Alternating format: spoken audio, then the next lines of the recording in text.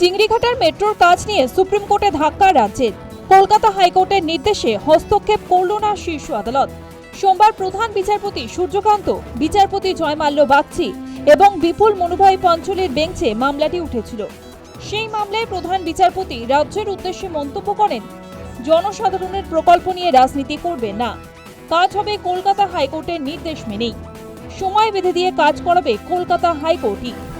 এর সঙ্গে আদালতের পর্যবেক্ষণ, চিংড়িঘাটা মেট্রো প্রকল্প নিয়ে রাজ্য সরকারের অবস্থান সংবিধানগত দায়িত্ব পালনে গাফিলতি, উন্নয়ন আটকানোর জন্য জেদ করা হচ্ছে। এরপরেই রাজ্যের আইনজীবীর উদ্দেশ্যে ভর্ৎসনা সুরে প্রধান বিচারপতি বলেন, আপনারা এর আগে হাইকোর্টকে বলেছিলেন এখন উৎসবের সময়, কখনো পরীক্ষা, এখন নির্বাচন। আদর্শ আচরণবিধি কার্যকর হওয়ার বহু আগেই প্রকল্পের ঘোষণা হয়েছে। রাজ্যের কাছে উন্নয়ন অপেক্ষা উৎসব গুরুত্বপূর্ণ। সুযোগ দিচ্ছি, মামলা তুলে নিন, না হলে খারিজ করে দেব। এই সুরেই রাজ্যকে উদ্দেশ্য করে বিচারপতি জয়মাল্য বাগচি বলেন, উন্নয়ন ব্যাহত করতে সবকিছুতেই অজুহাত, এরকম কিছুতেই হতে দেব না। মাত্র 316 বর্গমিটার অংশের জন্য আটকে রয়েছে নিউ গড়িয়া থেকে কলকাতা বিমানবন্দর পর্যন্ত মেট্রোর অরেঞ্জ লাইন সম্প্রসারণের কাজ। সম্প্রসারণ করতে দরকার মাত্র 3টে পিলার। চিংড়িঘাটার একেবারে মোড়ে ওই অংশের কাজ শেষ করার জন্য সাময়িকভাবে বাইপাসে যান চলাচল নিয়ন্ত্রণ প্রয়োজন। অভিযোগ, বিকল্প রাস্তা তৈরি করা সত্ত্বেও রাজ্য সরকার এনওসি দিচ্ছে না, এগোচ্ছে না কাজও। এই নিয়ে কলকাতা হাইকোর্টে রাজ্যের বিরুদ্ধে অসহযোগিতার অভিযোগে মামলা করেছিল মেট্রো কর্তৃপক্ষ। বকেয়া কাজ শেষের জন্য সময় বেঁধে দিয়েছিল হাইকোর্ট।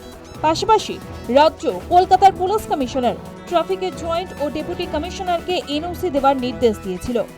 জট কাটাতে মেট্রো, রাজ্য এবং নির্মাণকারী সংস্থাকে নিয়ে ত্রিপাক্ষিক বৈঠকও হয়েছে, কিন্তু সমাধান সূত্র বেরোয়নি। বৈঠকের সিদ্ধান্তে রাজ্য সরকার একমত হওয়ার পরেও কাজ এগোয়নি প্রয়োজনীয় অনুমতি না মেলায়।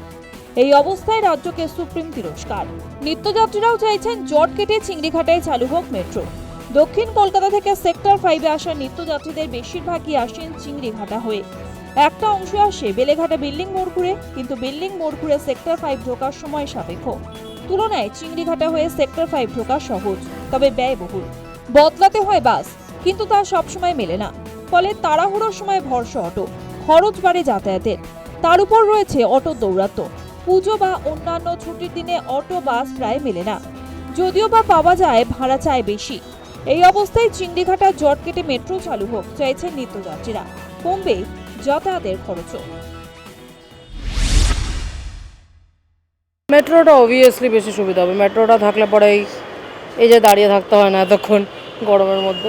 মেট্রো চালু হয়ে গেলে তো সুবিধাই হবে অনেক। অবশ্যই হ্যাঁ, অরেঞ্জ লাইনটা এইটা স্টার্ট হয়ে গেলে it would be so much easier to commute basically.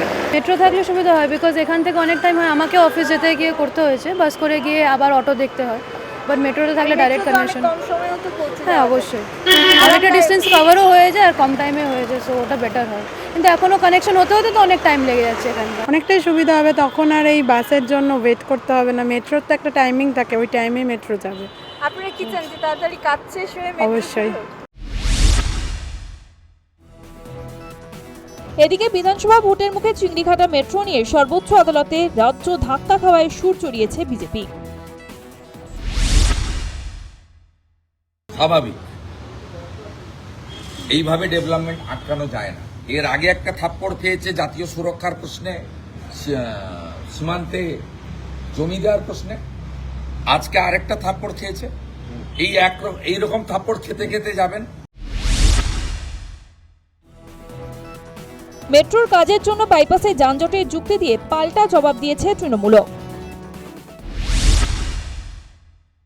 Metro rail রাজ্য সরকারের কোনো ইতিবাচক যে বিকল্প তৈরি করার প্রক্রিয়ায় তারা সাড়া দিচ্ছে না, তারা শুধু বিজেপির নির্দেশে এই অভিযোগটায় যাচ্ছে।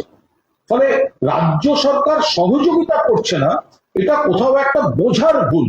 ফলে ওটা এত ব্যস্ত এবং চারপাশের এলাকা তছনছ হয়ে যাবে রাস্তা বন্ধ থাকলে, সেইখান থেকে কোনো জটিলতা তৈরি হচ্ছে, আরো একটা প্রশাসনিক ফ্যাক্টর থাকবে। সর্বোচ্চ আদালতে তিরস্কারের মুখে পড়ে এবার কি মেট্রোর অরেঞ্জ লাইন সম্প্রসারণে সহযোগিতা করবে রাজ্য, নাকি আবার নতুন কোনো কারণ দেখিয়ে অনুমতি ঝুলিয়ে রাখাই হবে? News time.